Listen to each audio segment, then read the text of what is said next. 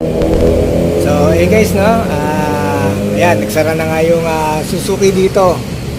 Trieste shop sa Gentry, no? Ayan, medyo sumilong mo tayo sa tent. Ayan, pinasok tayo yung mga motor nila. And anyway, guys, i-separate ko na lang yung vlog na to, no? Nalimutan ko kung ano yung vlog ko eh. Bagay, kanina yung pag-change oil, no? Ngayon naman, guys, siguro ang vlog ko dito, yung kilometers at mga tinakbo ko, tsaka yung gamit kong langis, no? Yung mga yan, tinakbo ko bago ko nagpalit ng langis, no? Yan, tsaka yung langis na gamit ko. So, ngayon guys, unahin ko siguro yung mga long ride ko dito sa Gibson na to bago ko naabot yung 15,225 kilometers. Galing tayo sa 14,200, no? Yan, 14,200 May 24, no? Yun yung huli kong change oil, 4,200 May 24. Ngayon ay July na nga, 15,225.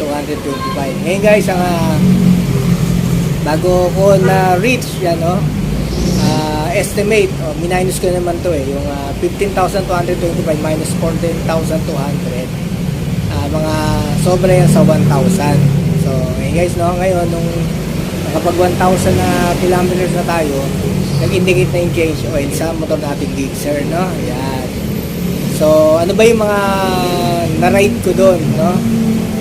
So, ito guys, nilista ko, no? Bago natin na from going, ulitin ko, 14,200 going to 15,225.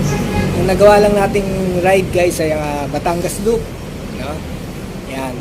Ang nagamit ko doon ay 315.3, no? Ayan, 315.3, no? Yan. Pero sa vlog ko 303. Kasi kinonsider, hindi ko sinama dun sa vlog ko yung biyahe ko ng Dasma to starting point ng Kaibiyang, doon sa Kaibiyang, no? Hindi ko na kung ilang kilometers na yun, pero hindi na importante yung guys, konti lang naman yun. Kasi yung Batangas Loop ko ay 303 kilometers, no? Pero nilista ko dito ay 315.3. Tapos sa Santo Tomas ride guys, no? Kailan ba ako nag-ride sa Santo Tomas?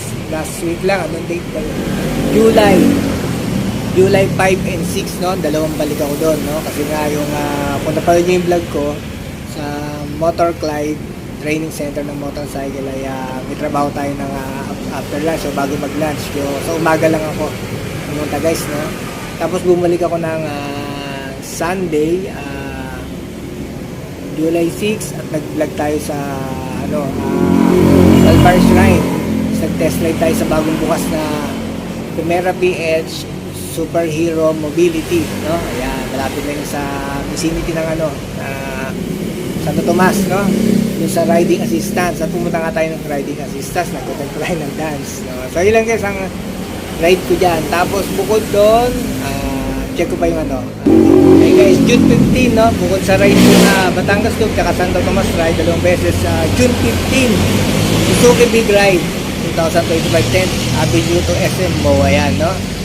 Guys, bali yun, galing nakita-kita kami ng grupo ko sa Binyan ata, diretso na ng 10th Avenue, sabay bumalik ng Moa. Yan ang mga, yan guys yung mga tatlong ride ko dito sa aking Gixxer, no? Yan, yun lang, kaya na-reach ko yung 15,225, no? So, yun nga, hindi ko nagpa-change oil ako ng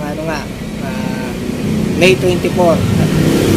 Doon, bago yung langis, sabay, ngayon ako nagpa-change oil ulit. Yan, ngayong balik ngayon, July 12. At sakto naman, yun nga, ngayon lang natin na monitor 1,000 kilometers, nangihingi na change oil.